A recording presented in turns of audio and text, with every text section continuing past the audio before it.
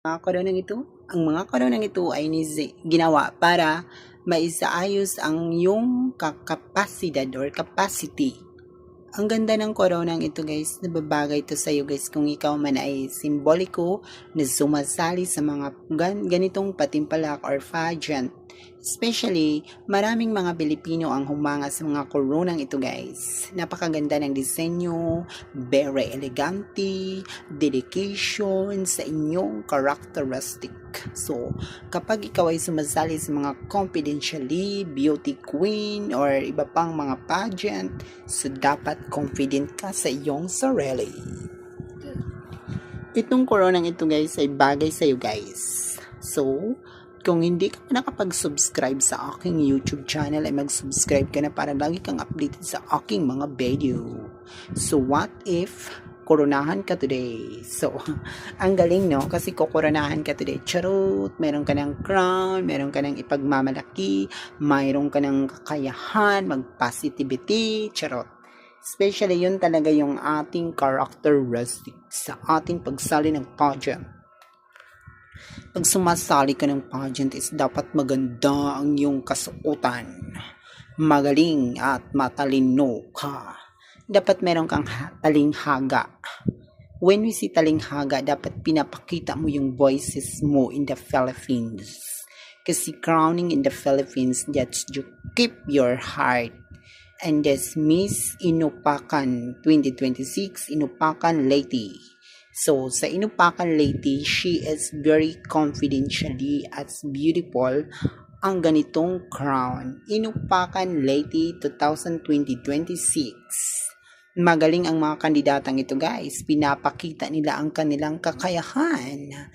Kakayahan, katalinuhan, dedikasyon, at determination.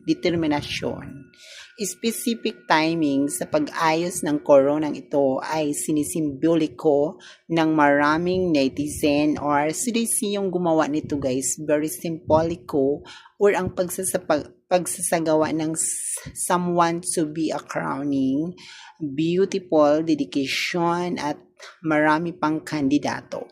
Ito yung mga kandidatong ito guys ay sikat na po ito sa social media no.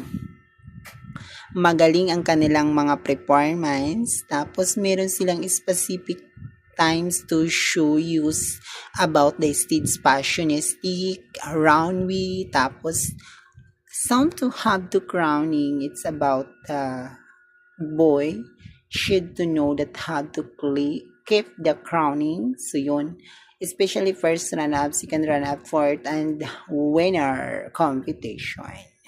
So that you should know that happen to lock out of your crowning, it's be happen to movement in life that we will be consideration maganda yung performance mo specific my time, so it's just Razway or so they say just training is very confidently beautiful. Charot.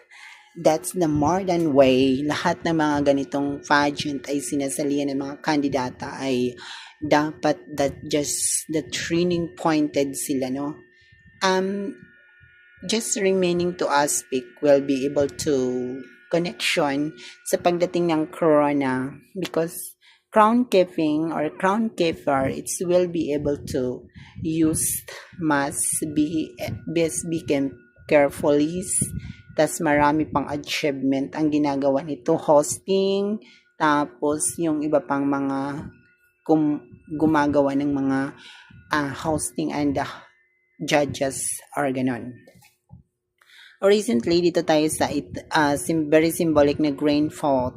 Tapos, she is very hiyas ng Santa Cruz 2026.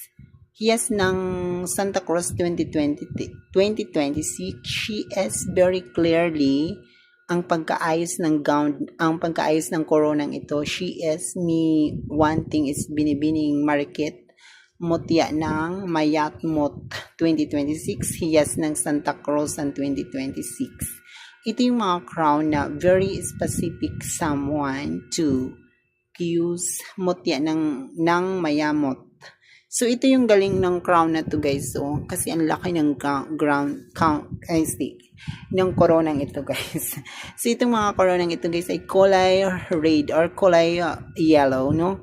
Very symbolic